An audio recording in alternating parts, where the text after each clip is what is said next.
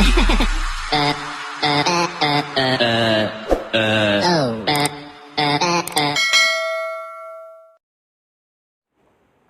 guys, kembali lagi kita berkongsi kisah seram di Mitos Misteri Channel. Semoga terhibur apa yang saya kongsikan dan santai guys, jangan tertidur. Kita layan dulu cerita seram.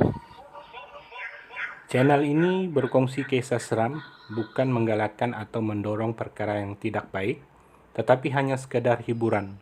Oke guys? Kali ini saya masih berkongsi pengalaman tentang keluarga saya.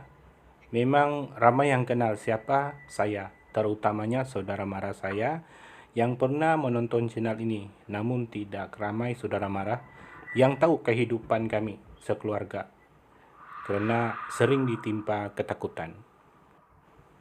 Kami ada 5 orang adik-beradik, yang 4 orang tuh semuanya perempuan dan saya seorang saja anak laki-laki. Saya berumur 10 tahun ketika itu, manakala adik bungsu saya umur 3 tahun. Walaupun bapak dan ibu memberi yang terbaik pada anak-anaknya, namun tanggung jawab kakak yang menjaga saya dan adik, apalagi ketika itu bapak seringkali tidak menentu kesehatannya. Di sini bukan saya ingin berkongsi tentang kehidupan kami sekeluarga, tetapi apa yang saya ingin kongsikan adalah sesuatu misteri terjadi di keluarga kami. Apa yang saya katakan misteri disebabkan keluarga kami sering diganggu lembaga hitam. Setiap 1 minggu pasti ada 2 atau 3 kali gangguan itu berlaku di waktu tengah malam. Sebenarnya kami ada membela anjing ataupun memelihara anjing. Anjing-anjing ini tentu ditugaskan untuk menjaga rumah. Setiap malam anjing-anjing ini akan menggonggok. Ini adalah tanda bahwa lembaga ini akan datang. Malahan anjing-anjing ini akan kesakitan dipukul oleh lembaga tersebut.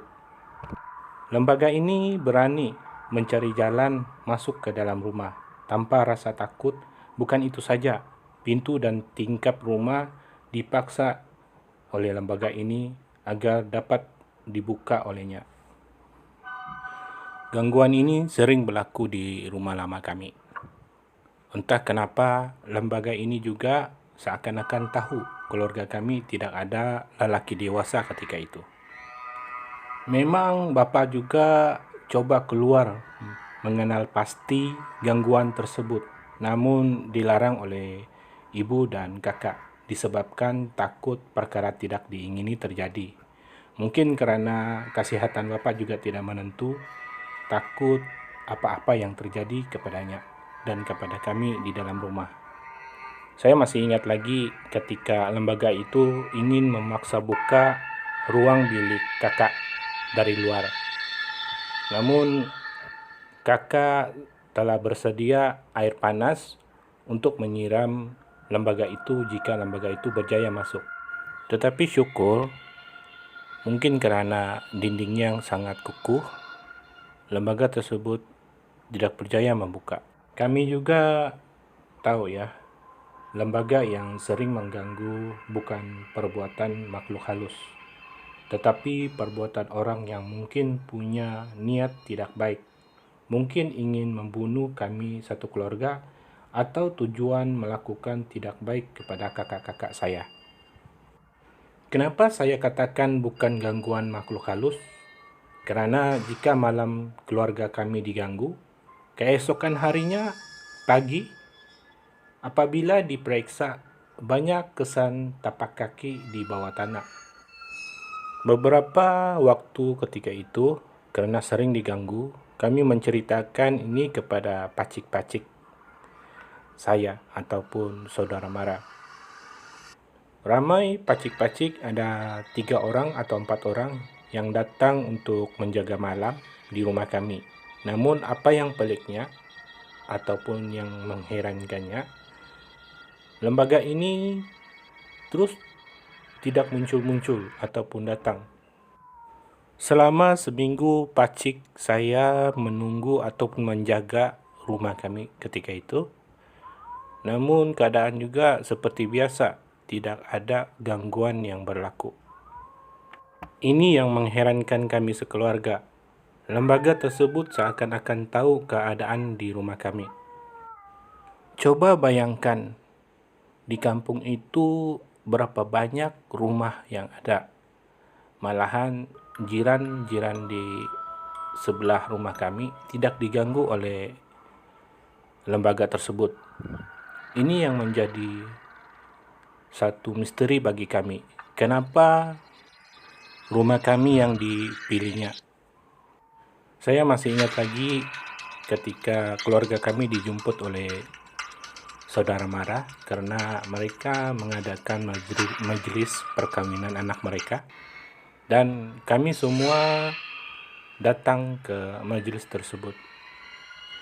Apabila berapa jam waktu di rumah saudara mara pada ketika itu, dan kami balik ke rumah, apa yang membuatkan kami terkejut, rumah kami dipecah masuk oleh orang.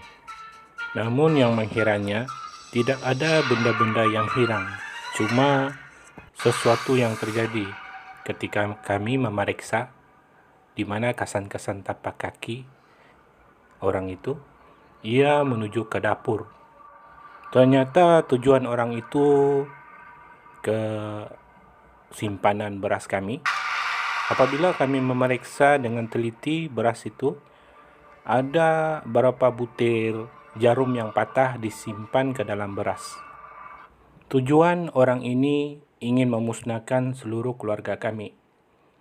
Setahu saya, keluarga kami tidak ada musuh siapa-siapapun.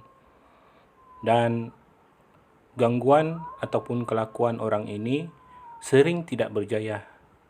Kami bersyukur. Ini yang menjadi persoalannya dan misteri. Apakah tujuan dan motif sebenar orang ini? Kami juga tahu perbuatan siapa yang melakukan gangguan ini. Apabila kedua kakak saya bertunang dan berkawin, perkara ini tidak lagi berlaku. Mungkin karena ada lelaki dewasa di rumah kami. Orang ini tidak berani melakukan aktivitinya ataupun aktivitasnya. Kalau diceritakan kisah pengalaman saya ketika kanak-kanak, memang tidak habis. Namun ada beberapa kisah tidak perlu saya ceritakan di sini karena terlalu pribadi. Maksud saya, kisah misteri pribadi. Kisah yang saya ceritakan ini memang benar-benar berlaku di keluarga kami. Sampai saat ini, jika saya dan kakak berbual mengimbas kembali kenangan lama, masing-masing membuat kesimpulan tentang peristiwa itu. Apa yang boleh saya katakan dari cerita ini adalah seperti pepatah Melayu, musuh dalam selimut. Kita tidak tahu ataupun tidak sangka sahabat karib kita adalah musuh yang berbahaya di dalam diam.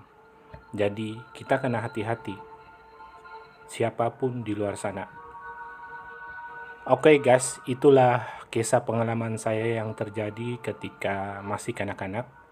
Dan bantu sokong Mitos Misteri Channel agar channel ini terus berkembang dan lebih banyak kisah saya kongsikan di sini.